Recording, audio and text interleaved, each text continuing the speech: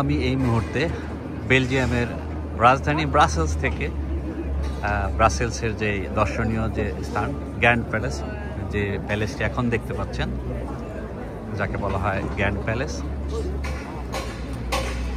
চতুর্দিকে এমনভাবে সজ্জিত দেখতেই পাচ্ছেন, অনেক নিখুঁত কারুকার্য করা এই প্যালেসটি, এবং মাঝখানে একদম মাঠের মতো আমি দেখাচ্ছি আপনাদের,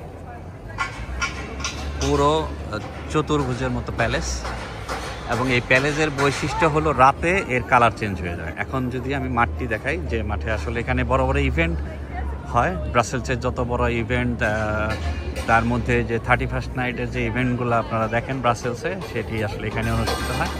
দেখতে পাচ্ছেন যে মাঠ, এখানে যে আজকে যে কাজ চলছে, এটা বড় কোনো ইভেন্ট হয়তো কাল পরশু হবে, সেই ইভেন্টের কাজই এখানে চলছে।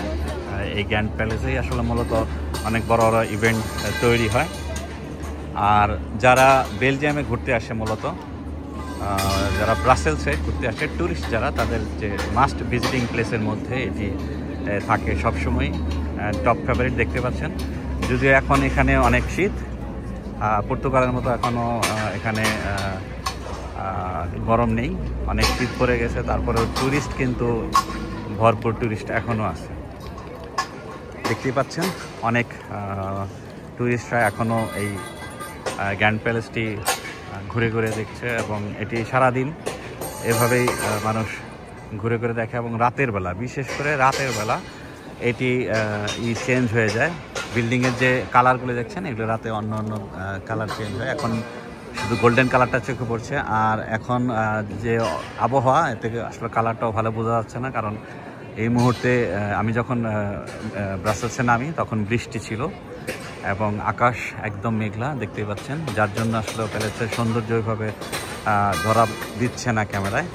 তবে আমি খালি চোখে যা দেখছি, এটি যদি কোনো লাইটে দেখি বা দিনের সূর্যের আলোতে এটি অন্যরকম ধারণ করবে, আবার রাতের বেলায় এই কালারটা কিন্তু আসলে অন্যরকম ধারণ করবে।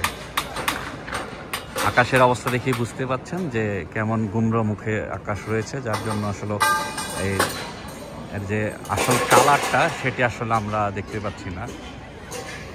তবে আমি ব্রাসেলসে আসি, যদি ভালো কোনো দিন পাই তাহলে আবার আরেকটি ভিডিও করে এটি সংরক্ষণ অবশ্যই করবো। এত সুন্দর জায়গা সংরক্ষণে রাখতে হবে।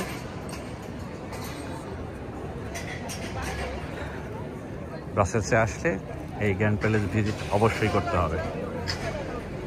সবাই সাথেই থাকবেন, আরও কিছু ভিডিও করব, কারণ আমি শুধু বেলজিয়াম না, আরও কয়েকটি দেশেও যাব। সাথেই থাকবেন। দেখা হচ্ছে আবার নতুন ভিডিওতে।